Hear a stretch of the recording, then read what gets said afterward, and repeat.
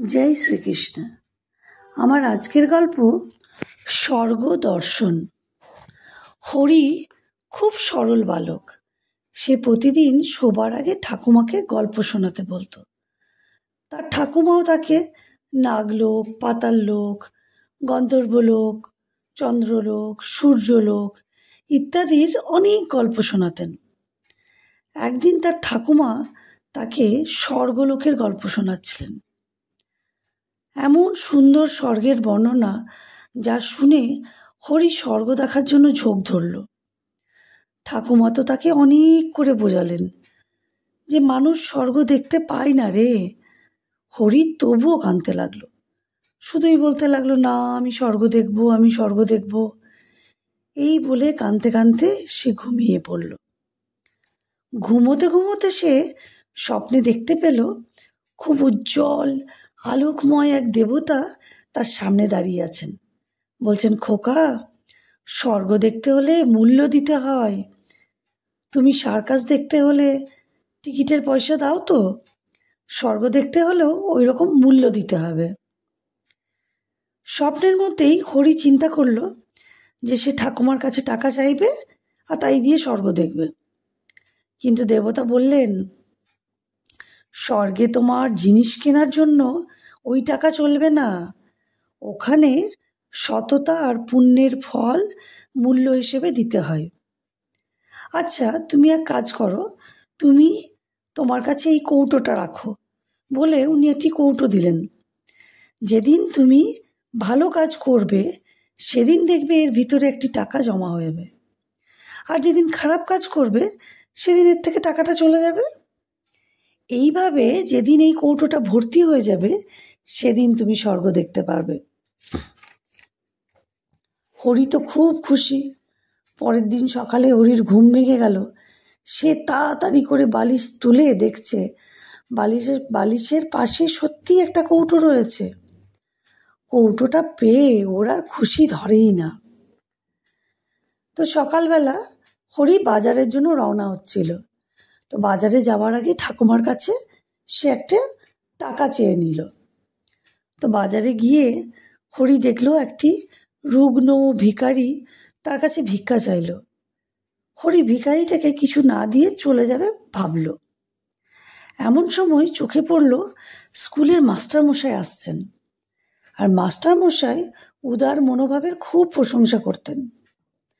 তো হরি উনাকে দেখে টাকাটা ভিখারির হাতে দিয়ে দিল।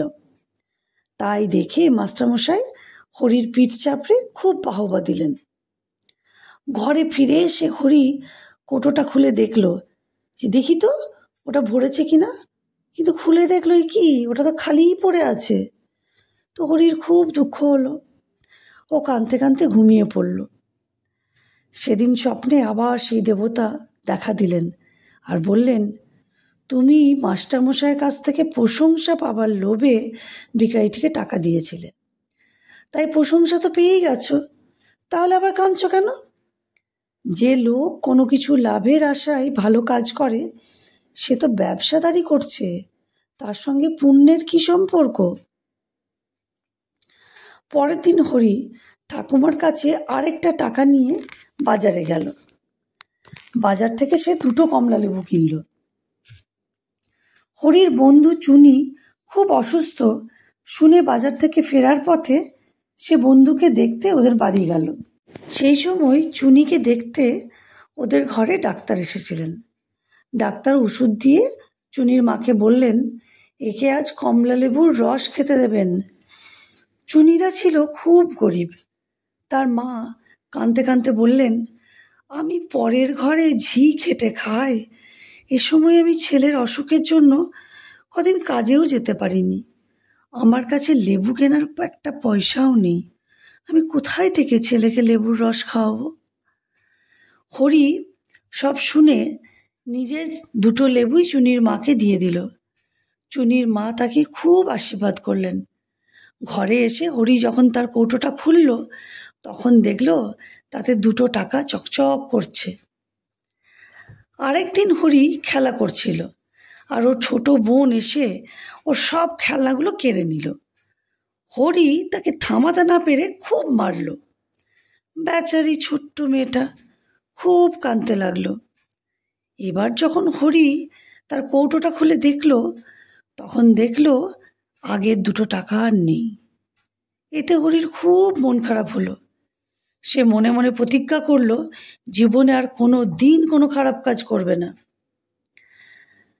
আসলে কি, মানুষ যেমন কর্ম করে তার স্বভাবও সেই রকমই হয়।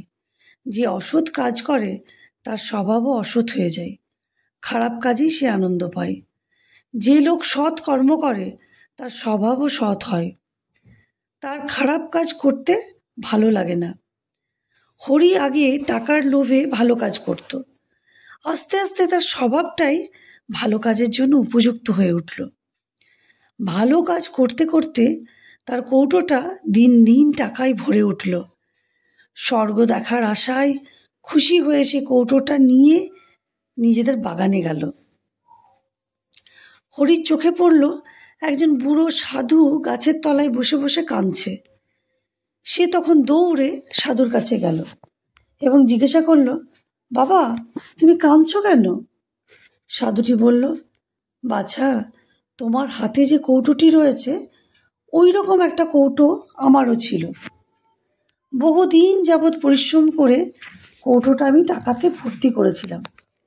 অনেক আশা ছিল ওই টাকা দিয়ে স্বর্গ দেখব, কিন্তু আজ গঙ্গায় স্নান করতে গিয়ে কৌটোটা জলে পড়ে গেছে, তাই কাঁদছি। হরি বললে, বাবা, তুমি কেঁদো না, তুমি আমার কৌটোটা ভরে গেছে, এটা নাও।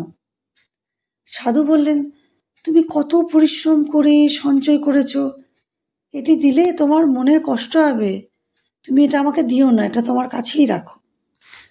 হরি বলল, বাবা, আমার কোনো কষ্ট হবে না, আমি এখন বয়সে ছোট, এরকম অনেক কৌটো টাকা দিয়ে ভরাতে পারবো, আর তুমি তো বুড়ো হয়েছ, আবার একটা কৌটো ভরাতে পারবে কিনা ঠিক নেই, তাই তুমি আমার কৌটোটি নাও। হরির কাছ থেকে সাধুটি কৌটোটা নিয়ে তার চোখ দুটো হাত দিয়ে চেপে ধরল। হরির চোখ বন্ধ। সে চোখের সামনে দেখল স্বর্গ ভেসে উঠেছে। কি সুন্দর! ঠাকুমা যে স্বর্গের কথা বলেছিলেন এ যেন তার থেকেও বহু গুণে সুন্দর। হরির খুব আনন্দ হলো।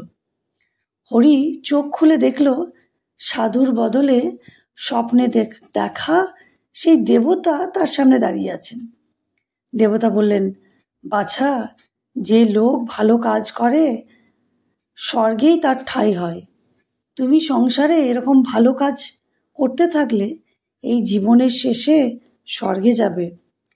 দেবতা এই কথা কটি বলে অদৃশ্য হয়ে গেলেন। তবে বন্ধুরা, কেমন লাগলো আমার আজকের এই গল্প? ভালো লাগলে প্লিজ লাইক কমেন্ট করো। আজ তবে এইটুকুই, টাটা।